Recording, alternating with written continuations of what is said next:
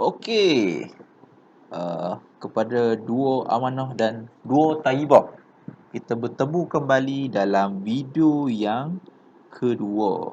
Okey, dalam video yang kedua ni kita nak tengok macam mana bintang itu lahir dalam alam semesta kita lah. So dalam sini saya akan gunakan buku teks sebagai rujukan dan juga satu video lah. Tajuk dia lah A Star Is Born, untuk awak faham proses dia. So saya akan terang bersama dengan video lah. So awak boleh tengok dalam video ni apa yang berlaku. Awak tengok dia macam asap-asap sikit, tapi itu bukan asap. Yang tu kita panggil dia sebagai nebula. Ini adalah nebula. So nebula ni adalah awan besar yang mana dia terdiri pada debu dan juga gas-gas seperti hidrogen dan juga helium. So ini adalah nebula yang kita panggil. Dan bintang kita terbentuk daripada nebula. So nebula ni lah asas kepada pembentukan bintang. Materials untuk ataupun bahan untuk menghasilkan bintang tu lah.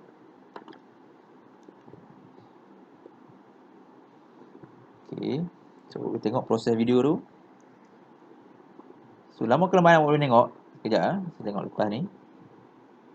Perempuan ni cakap.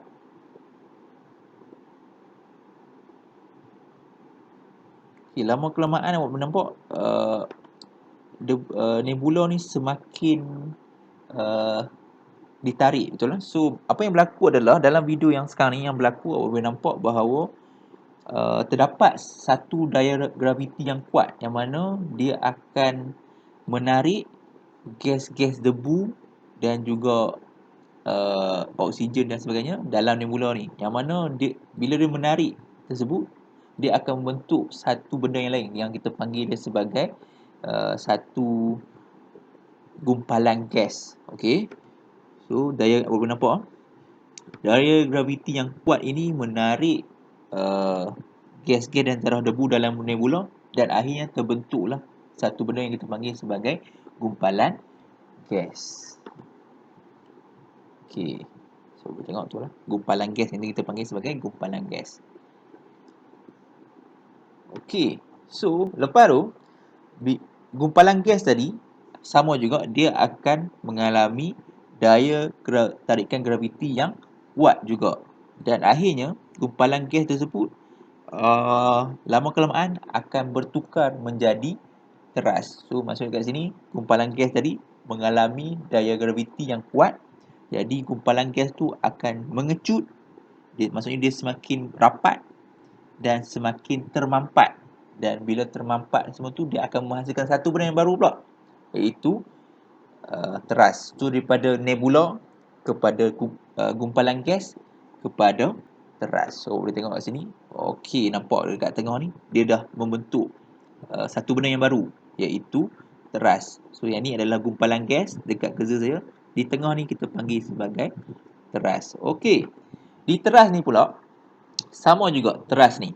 Teras ni juga akan mengalami daya graviti yang kuat. Jadi dia juga akan semakin termampat dan juga akan menjadi semakin mengecil dan semakin padat. Okay, awak nampak lah, teras ni lama-lama tadi awak nampak dia macam, dekat sini dia macam tak nampak lagi. Awak nampak bentuk dia agak besar juga. So bila dia mengalami daya graviti, dia semakin mengecil dan semakin padat. So dia nampak lebih padat lah. Okay, so daripada nebula, gumpalan gas kepada teras. Okey, dan daripada teras ni, apa yang berlaku di teras ni, lama kelamaan suhu dan tekanan dalam teras ni dia semakin meningkat lah, ataupun semakin tinggi. Dan apa yang berlaku di dalam teras akan berlaku satu tindak balas yang kita panggil sebagai tindak balas nuklear. So bila berlaku tindak balas nuklear, selalunya gas hidrogen akan bertindak balas menghasilkan gas helium. Dan bila berlaku tindak balas tersebut, selain menghasilkan gas helium, dia juga akan menghasilkan satu kita panggil side product lah, iaitu akan terhasillah haba dan juga cahaya. So awak boleh nampak dalam video seterusnya, awak boleh nampak lama kelamaan teras ini mula menghasilkan cahaya dan juga haba. So boleh nampak lah dekat sini, disebabkan berlakunya tindak balas nuklear dalam teras tersebut. Okey, ni proses lah. Boleh nampak lah, lama-kelamaan teras semakin padat, semakin mengecil dan juga mula membebaskan haba dan juga membebaskan cahaya. Okey. Boleh tengoklah dalam proses video ni, awak boleh tengok mesti apa yang saya kat. Okey, nampak dia semula membebaskan cahaya.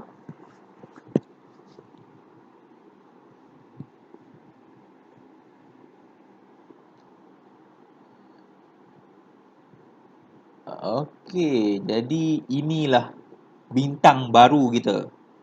Yang mana bintang baru ni kita kenali dia sebagai bintang muda. Okey. Boleh dapat tak? Dan bintang muda ni dia tidak akan berhenti mengembang. Maksudnya bintang muda ni, okey, yang ni ialah bintang muda, dia lama kelamaan dia akan tetap berkembang, dan bila dia berkembang, dia akan berubah menjadi dua keadaan lah, iaitu sama ada dia akan menjadi bintang bersaiz sederhana seperti kita punya matahari ataupun menjadi bintang besar, bergantung kepada saiz dia bila bintang muda tadi mengembang. Okey, itu saja tentang kelahiran bintang. Untuk video kedua itu saja. Terima kasih.